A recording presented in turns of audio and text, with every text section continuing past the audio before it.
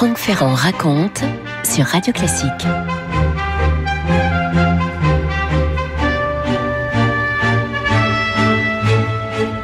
Nous sommes donc en forêt de Fontainebleau, vers la fin des années 1830. Une forêt, à l'époque, surtout fréquentée par des chasseurs et des carriers. Les carriers qui transportent le grès de la forêt jusqu'à Paris. Ce grès servira plus tard à paver les rues de la capitale, vous savez. Mais depuis le début du siècle, Fontainebleau est devenu un endroit à la mode qui attire des écrivains comme Chateaubriand.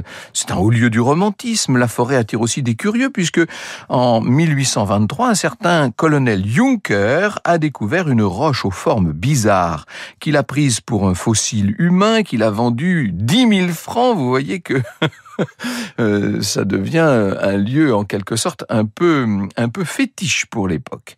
C'est l'époque aussi où, à la lisière de la forêt, le hameau de Barbizon est en train de prendre de l'importance. C'est là que se situe une petite épicerie auberge tenue par un couple, les Gannes. Et parmi les habitués de cette auberge, des peintres paysagistes qui dînent au rez-de-chaussée, qui dorment à l'étage dans les chambres dortoirs dont ils ont peint tous les murs. Ces artistes qui ont été influencés par des Anglais comme Constable, comme Turner, ces peintres ont la particularité de peindre sur le motif, parfois le plus souvent possible en plein air, dans la lignée du grand Jean-Baptiste Corot. Jean-Baptiste Corot est un des plus anciens à travailler à Barbizon et à fréquenter l'auberge Gannes. Même s'il se déplace beaucoup pour peindre en France, en Suisse, en Italie, Corot est en quelque sorte le pilier de ce groupe, rejoint par un peintre prometteur d'une vingtaine d'années, Théodore Rousseau, dont les œuvres ont été refusées au Salon et qui va trouver à Barbizon un refuge loin de l'agitation parisienne. Et dans le même temps, tout près de là, il y a un homme qui sillonne inlassablement la forêt de Fontainebleau, qui observe tout ce qu'il voit, qui noircit des carnets de notes qu'il griffonne comme cela à la diable.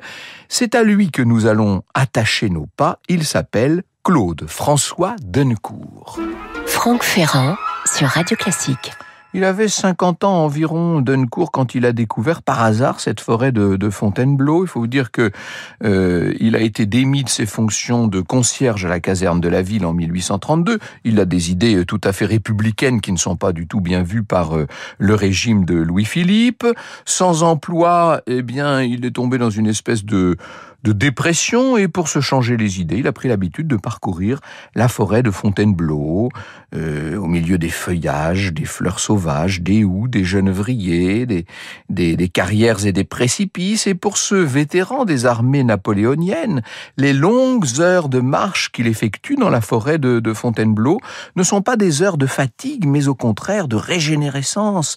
Et au cours de ces promenades, il a été impressionné par les gorges de Franchard et d'Apremont, qui comptent parmi les sujets favoris des peintres de Barbizon, justement, par les collines escarpées, qui, lorsqu'elles sont enneigées en hiver, donnent l'impression d'être en pleine montagne. Bref, c'est un peu son enfance en Franche-Comté que Dennecourt redécouvre dans cette forêt de Fontainebleau, qui à l'époque est le théâtre d'importants travaux. Il s'agit d'assainir une vaste zone de marais. Un réseau de 20 km de fossés va être organisé pour essayer de canaliser l'eau, pour la stocker lors des périodes de fortes pluies. On plante par ailleurs des talus, on les plante de chênes américains, de sapins, d'épicéas, de cyprès. On va créer une sorte d'étang artificiel, la mare aux évés, qui voit le jour à ce moment-là. Bref, Dennecourt découvre tous ces travaux, cette transformation, lui est là, qui sans cesse débroussaille, ratisse, commence à réfléchir au tracé et au balisage de ce qui pourrait être des sentiers de promenade. On ne dit pas encore tout à fait de randonnée à l'époque. Il n'a pas beaucoup d'argent, Dennecourt, vous l'aurez compris, mais comme il connaît bientôt cette forêt par cœur, eh bien, il a la matière pour publier des guides touristiques. Et il va profiter d'une grande manœuvre militaire organisée par Louis-Philippe en 1839 pour publier un fascicule d'une 60aine de pages qui s'intitule « Guide du voyageur dans la forêt de Fontainebleau ». Le but, là, c'est d'aider les visiteurs à se rendre sur les lieux pour apercevoir les troupes. Moyennant 1,25 franc, vous avez 5 itinéraires en voiture à cheval, avec une carte qui recense les nombreuses curiosités à voir. Ces itinéraires incitent le visiteur à mettre pied à terre et à venir de plus près admirer les lieux qu'a répertoriés Dencourt avant de remonter dans sa voiture et de poursuivre la promenade. L'ancienne conservatrice du patrimoine du musée d'Orsay, Chantal Georgel, nous dit « Intuitif, Dencourt a senti ou compris combien le tourisme était appelé à se développer et plutôt avisé en affaires. Il s'est lancé dans une longue série de publications, de guides, itinéraires, conseils, cartes de la forêt destinées à en faciliter la visite. Les sentiers qu'il crée à partir de 1842, leur balisage à partir de 1847, favorisent évidemment de nouvelles pratiques de la forêt, en particulier par les peintres auxquels ces guides s'adressent expressément. » Vous avez compris la rencontre en quelque sorte, rencontre entre ces peintres qui viennent poser leur chevalet devant les grands paysages de cette forêt de Fontainebleau en pleine agitation, cette forêt de Fontainebleau qui en quelque sorte incarne le romantisme de son temps, et puis cet arpenteur, ce Dencourt qui leur offre en quelque sorte les cartes dont il manquait jusqu'alors, et les sentiers créés vont être balisés par de grandes flèches bleues qui sont peintes directement sur les rochers ou sur les arbres. Le biographe de Dencourt, il s'appelle Jean-Claude Polton, nous dit « La construction de ces chemins n'est pas chose aisée. Il faut tenir compte du relief sans toucher aux arbres pour ne pas attirer les foudres des agents forestiers de la Maison du Roi. Après avoir défriché la végétation basse, bruyère, fougère, et dégagé le bois mort, nous dit-il, il faut adapter le chemin à la pente en construisant des marches avec des pavés de rebut tirés des carrières de grès voisines. Dencourt fait également construire de petits murets dans le même matériau afin que les pluies n'emportent point les sols sableux nécessairement piétinés. » Il y aura comme ça 8 promenades qui partent de Fontainebleau et qui permettent de parcourir cette forêt sur quelques 150 km de sentiers balisés. Pour aider le visiteur à se repérer, eh bien, Dencourt va donner des noms aux ormes, aux pins, aux chênes, aux hêtres. Certains sont empruntés à l'histoire. Il y a le Germanicus, le Charlemagne, le Henri IV, le Sully, le Washington, le Lafayette. D'autres vont porter des noms de grands auteurs, l'Alexandre Dumas, le Diderot, ou bien d'artistes, le Corrège, le Caravage. Vous écoutez Radio Classique. Alors vous avez bien compris que ma forêt de Fontainebleau est de plus en plus fréquentée, mais elle a encore mauvaise réputation parce que on la considère à l'époque encore, dans ces années 1840, comme un repère de braconniers, de fugitifs en fuite. Et puis il y a encore des loups à l'époque, il n'y en a pas beaucoup, vous me direz, mais Dencourt s'amuse de tout ça. Il donne à une grotte le nom de caverne des brigands. Il invente une légende selon laquelle la caverne aurait été le refuge de la terrible bande à Tissier. Ça nous ramène sous le règne de Louis XV. Il s'amuse, Dencourt, et il transforme sa forêt de Fontainebleau qui attire de plus en plus de paysagistes. L'école de Barbizon est en train de devenir importante. Ces peintres, on les appelle les Pentaganes parce qu'ils sont toujours chez les époux Gane, là, dans leur auberge atelier. Vous avez maintenant là Jules Dupré, Charles-François d'Aubigny, Félix Ziem, Antoine-Louis Barry, renommé pour ses sculptures animalières, bien sûr, et puis celui qui va devenir le maître des scènes pastorales, Jean-François Millet.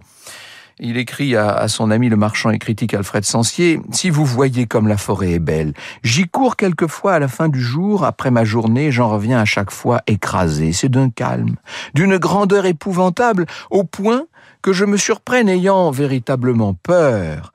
Je ne sais pas ce que ces gueux d'arbres-là se disent entre eux, mais ils se disent quelque chose que nous n'entendons pas parce que nous ne parlons pas la même langue. Voilà tout. » Tout peintre rêve à cette époque d'aller étudier à Barbizon. Eugène Fromentin, qui a 24 ans, écrit à sa mère, après sa première visite à Fontainebleau, « Le pays est au niveau de ce qu'on peut imaginer de grand et de beau. J'en suis quelque peu étourdi. » On arrive, c'est très important de le souligner, on arrive à Fontainebleau par le chemin de fer. Bien sûr, on a ouvert cette ligne Paris-Melun en août 1849. Et alors là, à partir du moment où il y a le train, mais alors Fontainebleau va devenir un lieu de promenade très, très, très prisé. Et Dencourt profite de cette transformation et de l'arrivée massive de visiteurs pour faire fructifier ses affaires. À partir de 49, en 5 ans, il va publier 14 guides sur la forêt, mais aussi sur le château de Fontainebleau. Le guide du voyageur contient une centaine de pages, avec un prix de vente à 4 francs, vous voyez, c'est quand même 2 fois le salaire journalier d'un ouvrier, hein. Ça commence à bien aller, les affaires de Monsieur Dencourt. Puis il y a des cartes dans ces guides, bien sûr, avec des itinéraires pour les gens pressés, 3 heures de promenade, ou carrément pour les flâneurs, 2 jours. L'un des précise, il faudra mettre pied à terre à l'entrée de la vallée et prendre par le premier chemin qui s'offre à droite, à côté d'un assez beau bouleau. Et après l'avoir gravi l'espace de 200 pas, on se trouvera au pied de ce colosse dont la masse étreinte et couvre un rocher. Après l'avoir contemplé et donné un coup d'œil sur les divers côtés de la colline dont il est le principal ornement, on se dirigera vers la haute futaie dite du Gros Fouteau. À cet effet, il faudra sortir de la vallée du Nid de l'Aigle en retournant sur ses pas et prendre par le premier chemin d'équerre à droite, conduisant directement sous cette futaie, l'une des plus vieilles de la forêt. Je ne sais pas si les voyageurs, si les visiteurs munis de telles indications ne se perdaient pas quand même un petit peu de temps en temps dans cette forêt de Fontainebleau. En attendant, Dencourt vend ses guides et les vend bien. Il se contente pas des guides d'ailleurs, il vend aussi des images souvenirs de la forêt, des gravures, des objets en bois de genévrier dont les prix peuvent aller de 6 à 14 francs. Et grâce aux recettes confortables, il poursuit l'aménagement, de sa forêt. Oui, il se sent un peu chez lui, la vérité.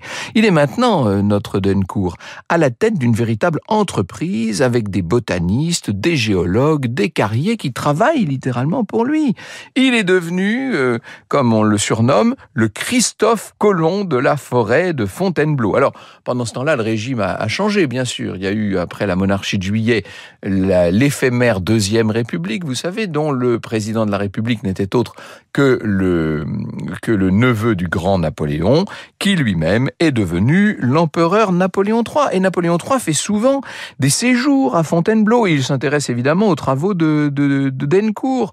D'autant plus que les réceptions de la cour se feront de plus en plus nombreuses, de plus en plus longues à Fontainebleau. Et l'empereur, d'ailleurs, a été informé de ce que Dencourt avait l'intention de lancer une grande souscription pour financer carrément une tour en son honneur. Franck Ferrand sur Radio Classique. Une tour en l'honneur de Napoléon III. C'est en novembre 1853 qu'est inaugurée cette tour de pierre sèche d'environ 5 mètres de haut avec à son sommet un beau drapeau tricolore. La tour s'appelle le Fort l'Empereur et Napoléon III est venu en personne avec sa toute nouvelle épouse Eugénie pour inaugurer le petit monument en présence de Dencourt qu'on reconnaît maintenant à sa barbe blanche, à ses petites lunettes et au très large chapeau dont il ne se sépare jamais et qui, en quelque sorte, a forgé pour les siècles sa silhouette de promeneur de Fontainebleau. 2 ans plus tard, en 1855, lors d'un banquet à Paris, 42 auteurs, dont Lamartine, Alfred de Musset, Baudelaire, Sand, des habitués de la forêt de Fontainebleau, vont remettre à Dencourt un ouvrage, un mélange de textes dans lequel ils font l'éloge de son travail dans la forêt. Et Théophile Gautier va comparer Dencourt à Sylvain, le dieu protecteur des forêts. Seulement, Dencourt ne fait pas l'unanimité. Les plus virulents à son encontre sont les peintres de l'école de Barbizon qui lui reprochent non seulement de dénaturer la forêt, mais par les guides qu'il a publiés, de faire venir un public, un tourisme qui gêne en quelque sorte leur quiétude et la beauté jusqu'alors à peu près vierge des paysages qu'il peigne. Théodore Rousseau, qui s'est beaucoup engagé en faveur de la préservation des arbres anciens, qualifie Dencourt de vieillard maniaque et pris à contresens des beautés de la forêt. À contresens, tout est dit. En 1861, un décret impérial institue la réserve artistique. 1097 hectares de la forêt seront désormais exemptés des coupes réglementaires. La forêt de Fontainebleau va devenir ainsi tout simplement le premier site naturel au monde à avoir fait l'objet d'une mesure de protection. Ça n'empêche pas les tensions sur place, tensions qui vont subsister entre les professionnels de la forêt qui sont là pour l'exploiter, pour continuer à l'utiliser, et puis les artistes qui la fréquentent et la voudraient la plus libre, la plus solitaire possible. Alors d'autre part, les sentiers de Dencourt attirent de plus en plus de touristes, et évidemment que ça gêne les peintres de Barbizon, bien sûr. Certains, comme Rousseau, vivent carrément en ermite, vous imaginez pour eux le dérangement. Dans les années 60, à l'instar de son château, Fontainebleau va poursuivre sa transformation. On va créer la place Napoléon Bonaparte, on reconstruit l'hôtel de ville, on crée l'hippodrome de la Sole qui va être inauguré. Bref, j'ai bien l'impression que la tranquillité de Fontainebleau et de sa forêt sont de plus en plus menacées. Franck Ferrand sur Radio Classique. Il faut vous dire qu'à l'époque, à Barbizon, le peintre le plus connu, c'est Jean-François Millet, bien entendu, qui est là depuis 1849 et qui s'est rendu célèbre par un certain nombre de scènes paysannes, les plus connues étant bien sûr les Glaneuses et l'Angélus. Vous avez forcément à l'esprit ces toiles célèbres de l'école de Barbizon. Et puis, il y a d'autres artistes emblématiques, comme Rosa Bonheur, dont j'ai eu l'occasion de vous parler il y a quelque temps, qui habite pas très loin de Barbizon, à Thomery, dans une maison-atelier remplie d'animaux. Et vous savez que l'impératrice Eugénie est venue en personne visiter son atelier en 1864 et remettre à Rosa Bonheur la Légion d'honneur. Une impératrice remettant à une femme peintre la Légion d'honneur. C'était d'ailleurs la première femme artiste à recevoir cette distinction. À la même époque, deux jeunes artistes arrivent à Barbizon à leur tour. Alors eux, ils ont une nouveauté, ce sont les tubes de peinture. Ça, c'est encore bien mieux quand on veut travailler en plein air, parce que grâce aux tubes de peinture, on emporte la couleur avec soi et on n'a plus de problème de conservation. On n'est pas obligé de rentrer parce que tout a séché au milieu de l'après-midi. Et parmi les nouveaux peintres en question, Frédéric Bazille, il y a besoin de vous le dire, Paul Cézanne, Auguste Renoir, Claude Monet, bien sûr, qui va choisir cette forêt de Fontainebleau comme décor pour son déjeuner sur l'herbe, nettement moins sulfureux tout de même que celui qu'avait proposé Manet. Comme Renoir, Monet inclut des bourgeois, des promeneurs, j'allais dire des vacanciers, des figures en tout cas assez citadines, signe que Fontainebleau est devenu un lieu de tourisme prisé aussi des Parisiens, disons-le. Si d'Aubigny, Dupré apprécient le travail de cette jeune génération, il y en a parmi les premiers à avoir ouvert la voie qui commencent à se poser des questions. Et je pense à Corot, bien sûr, et à Théodore Rousseau. C'est pourtant bien les nouveaux artistes, là, les impressionnistes, qui apportent un nouveau souffle. Ils incarnent ce qu'on va appelé la nouvelle école de Barbizon. L'Auberge Ganne ferme ses portes en 67, c'est l'année de la mort de Corot, bientôt suivi par la mort de Rousseau. Rousseau meurt en 75. Les héritiers de Barbizon s'émancipent, on s'éloigne de Fontainebleau, on va aller peindre sur la Seine notamment, et ce sera le grand courant impressionniste, bien sûr. Alors en forêt de Fontainebleau, les années 70 marquent, disons-le, la fin d'une époque. En 1875 meurt Monsieur Dencourt. Il avait 86 ans, il avait consacré toute une partie de sa vie à Fontainebleau, il avait tracé 100 kilomètres de sentiers, et on va d'ailleurs inaugurer en son hommage, en 1882, la tour Dencourt, qui remplace le fort Napoléon, qui s'est écroulé 4 ans plus tôt, et qui depuis son sommet offre une vue sur la forêt, sur la vallée de la Seine, et même sur la plaine de la Brie, lorsqu'il fait très beau. Et aujourd'hui, me direz-vous, eh bien, aujourd'hui, la forêt de Fontainebleau, ce sont quelques 5800 espèces végétales, autant d'espèces animales. C'est aussi une sorte de tour du monde, puisqu'on retrouve les ambiances marécageuses de la mangrove du golfe du Mexique dans la mare aux cerfs, avec son unique cyprès chauve. On trouve aussi une forêt tropicale d'Amérique du Sud avec la réserve de la Sole et ses grands hêtres, un parc californien et ses séquoias, une forêt boréale scandinave avec son pin sylvestre.